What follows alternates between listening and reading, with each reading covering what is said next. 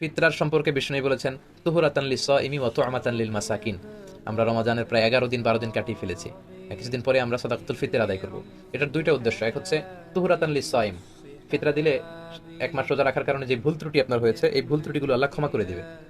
দ্বিতীয়ত হচ্ছে তু'মাতান লিল মাসাকিন, সুবিধা বঞ্চিত গরিব মিসকিন যারা আছে তারা যেন কিছু খেতে পারে।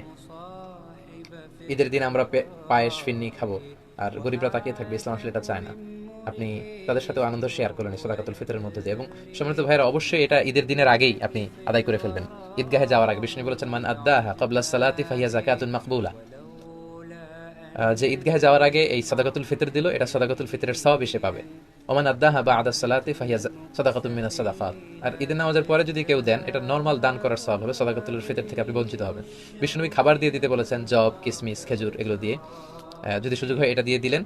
এটা ছাড়া নগদ টাকা দিয়ে দিলেও আদায় হবে ইনশাআল্লাহ। ফকির মিসকিন তারা ওই টাকা দিয়ে খাবার কিনে নেবে।